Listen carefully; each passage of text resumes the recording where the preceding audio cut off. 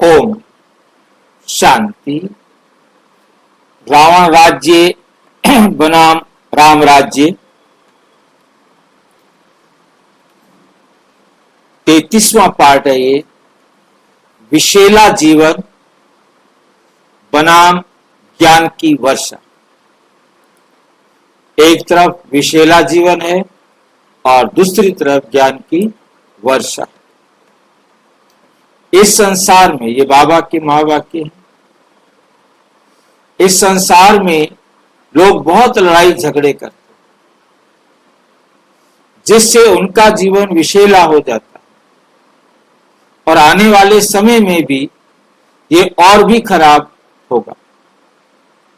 ये सुखों का सागर है, सभी रोरो नरक में फंसे हुए हैं। इसे गंदा संसार कहते हैं। देह चेतना के भूत के कारण एक दूसरे को दुख पहुंचाया जाता है। ये भूत मुंह गंदा कर देता है। ये भूत मुंह गंदा कर देता है। काम वासना के शव स्थान पर बैठने से चेहरा काला हो जाता है। तब भगवान पिता कहते हैं कि मैं फिर आकर ज्ञान की वर्षा करूंगा। सतयुग में धन संपत्ति होती है, बहुत जमीन होती है। इन जमीनों पर कोई कीमत या नगर पालिका का कर नहीं लगता। इन जमीनों पर कोई प्रतिबंध नहीं है, ना ही इन पर कोई कर लगाया जा सकता है। जितनी जमीन चाहिए उतनी ली जा सकती है। सबकी अपनी खेती, अपनी जमीन होगी। नदियां तो होंगी लेकिन नालियां या गटर नहीं होंगी। नदियां तो होंगी परंतु लेकिन क्या नहीं होंगे? नालियां और गटर नहीं होंगे। विशेले सुखों की दुनिया। संदर्भ है, हम ऐसे समय में जी रहे हैं जब संघर्ष और तृष्णा ने जीवन को कड़वी उलझन में बदल दिया। उद्देश्य क्या है? ये प्रकट करना कि किस प्रकार शरीर चेतना हमारे दुखों को बढ़ाती है और दिव्य ज्ञान की शुद्धि, दिव्य ज्ञान की शुद्धि वर्षा की ओर मार्ग दिखाना। नंबर 2, लड़ाई झगड़ों का जहर वर्णन। अंतहीन बहस, मुकदमे, पड़ोस के झगड़े, हर असहमति दिल में जहर घोल देती है। उदाहरण है, विरासत को लेकर लड़ रहे दो भाई बहनों पर विचार करें। उनके रोजाना के झगड़े पारिवारिक समारोह को विषाक्त कर देते और हर पल की खुशी को छीन लेते। नंबर 3, रौरव नर्क, सुख और दुख का सागर। व्याख्या, हम क्षण भंगुर सुखों, विलासिता, प्रसिद्ध भोग विलास का पीछा करते हैं, फिर भी खुद को असंतोष में डूबते हुए पाते हैं। ये रौरव नर्क है।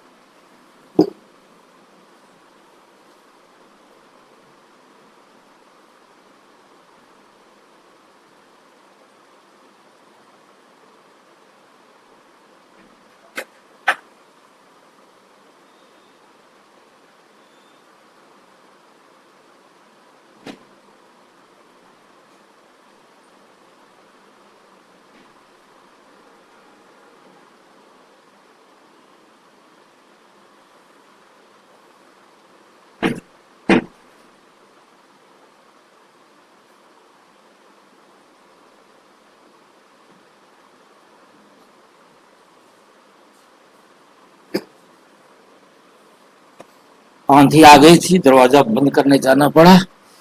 ये रौरव नरक है जो हमारे द्वारा खुद बनाया गया। ये रौरव नरक हमारे लिए किसी और ने नहीं बनाया, हमने खुद बनाया गया। एक चरम नरक, चरम शब्द फिर याद आ रहा है, पहले भी हमने चरम शब्द को प्रयोग किया था, याद है किसी को? बढ़ती हुई अवस्था, उसकी अंतिम अवस्था। चरम माना हर एक की, कोई 80% है तो उसका 80% चरम अवस्था है, कोई 70% वाला है तो उसकी 70% चरम अवस्था है, क्योंकि उसने अपनी उस अवस्था को प्राप्त करना। परम अवस्था मीन सबसे टॉप, चरम अवस्था उस व्यक्ति की टॉप। एक व्यक्ति 10% नंबर लेता है, उसकी चरम अवस्था 10 नंबर है, 10%। क्राइस्ट 40%, तो क्राइस्ट की चरम अवस्था 40% है। गुरु नानक की 10% है। हमने समझ गए होंगे चरम अवस्था। तो यहां भी चरम नरक जो हमारे द्वारा खुद बनाया गया एक चरम नरक है। हर एक ने अपना अपना चरम नरक भी बनाया। उन्होंने अपनी मैरिट में टॉप में उन्होंने चरम लिया है, तो बॉटम में भी चरम लिया।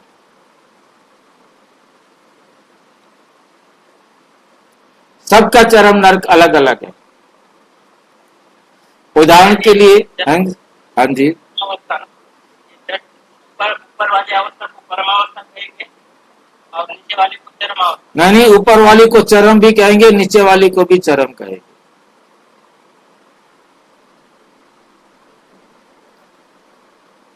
मेरी चरम अवस्था हम इमेजिन करते हैं कि मेरी चरम अवस्था 80% पवित्र बनने की है।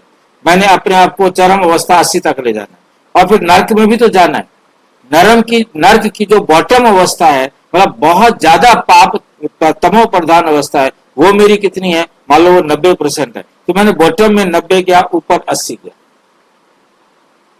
मतलब बॉटम में नीचे, इसको नीचे नहीं कहेंगे, बॉटम शब्द यूज किया है, परंतु ये उसकी अपनी ऊंचाई है, नर्क की अपनी हाईएस्ट पीक है कि कितना ज्यादा नर्क में जा सकता है, कितना ज्यादा स्वर्ग में जा सकता है।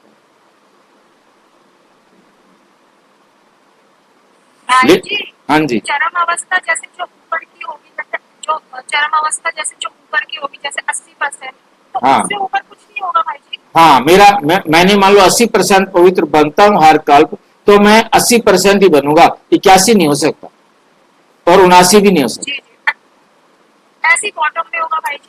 ऐसे ही बॉटम। जी ठीक, शुक्रिया भाई। लेकिन अपना स्वास्थ्य और परिवार खो देता है, अपना स्वास्थ्य भी खराब कर देता है, अपना परिवार भी खो देता है। उसको सुख की बेड़ियां बन जाती हैं, उसके सुख की बेड़ियां बन जाते हैं, जो उसे चिंता में और भी गहराई तक ले जाते हैं, चिंता में और भी गहराई तक ले जाते हैं। नंबर 4, शरीर की चेतना का भूत। शरीर चेतना का भूत, क्योंकि हम जैसे अपने को आत्म अभिमानी बनते हैं, आत्म चेतना में रहते हैं, ऐसे शरीर चेतना माना देह अभिमानी होना। अब जो देह अभिमान का भूत आता है तो क्या होता है? अवधारणा क्या होती है हमारी? शरीर की पहचान के प्रति हमारा लगाव एक बेचैन आत्मा को बुलाते हैं, जो ईर्ष्या, अभिमान और भय बोता है। देह अभिमान के कारण हमारे में क्या आती है? ईर्ष्या आता है, अभिमान आता है और भय आता है। उदाहरण के लिए, दिखावे के प्रति एक डिजाइनर का जुनून दोस्ताना सलाह का को क्रोध के स्रोत में बदल देता है, क्योंकि भूत फुसफुसाता है, अपनी छवि को हर कीमत पर बचाओ।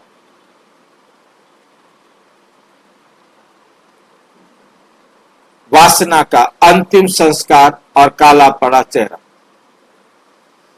वासना का अंतिम संस्कार और काला पड़ा चेहरा, मुंह काला हो जाता है। काम विकार में जाने वाले को कहा जाता है उसका मुंह काला हो जाता है। मुंह काला किया इसने, ऐसा क्या हो गया? मुंह काला क्यों हो गया? याद है किसको हमने बात की थी इसके ऊपर?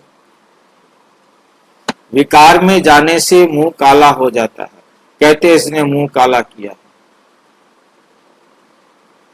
वो दुनिया वाले कहते हैं मुंह काला किया है यदि उसने नियम विरुद्ध किया है। अपनी पत्नी के साथ संबंध बनाया है तो कहते ठीक है कोई बात नहीं, बहुत यदि किसी और के साथ संबंध बनाया है तो उसको कहते हैं इसने मुंह काला किया। ठीक है ना? अब मुझे ये कोई समझाए कि मुंह काला क्यों कहते हैं? पत्नी के साथ संबंध बनाना मुंह काला नहीं है, परंतु किसी और के साथ संबंध बनाना मुंह काला है। क्या ये राइट है या नहीं?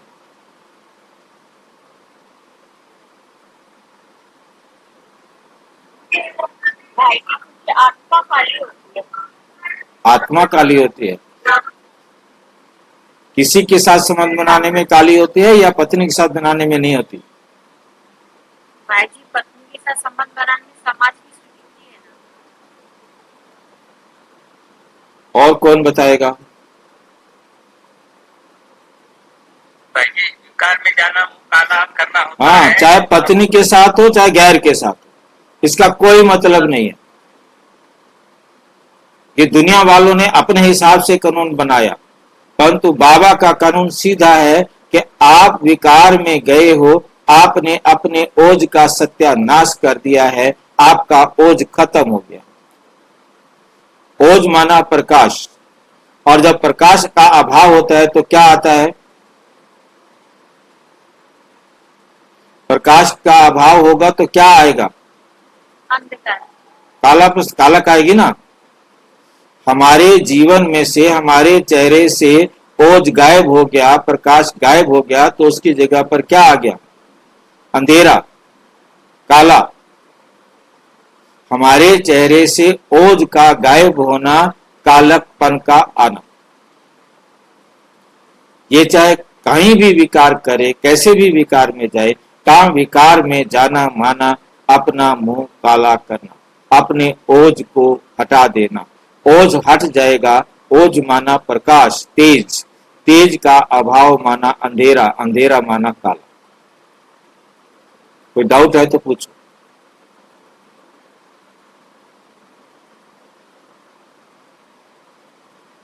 क्योंकि बड़ा कंसेप्ट क्लियर रखना है अपनी बुद्धि में। वासना की मांगे हमें एक अंतिम संस्कार की चिता की ओर ले जाती है। ये वासना की मांग जो है ना हमारे अंदर, ये हमें एक अंतिम संस्कार की चिता, एक तो शरीर की चिता जलती है, ये एक संस्कार की अंतिम चिता की ओर, संस्कार की चिता की ओर ले जाती है, जहां हर लोग हमारी आत्मा को, यहां तक कि हमारे चेहरे को भी दागदार कर देती है। लाइन समझे? ये दागदार बता दिया है यहाँ भाषा के अनुसार, परंतु दाग भी किसका लगा? क्योंकि सारा चेहरा एकदम काला नहीं होता, धीरे धीरे काला होता है। जैसे जैसे ओज नष्ट होता जाता है, ऐसे ऐसे चेहरे पर छाइयां पड़ती जाती है।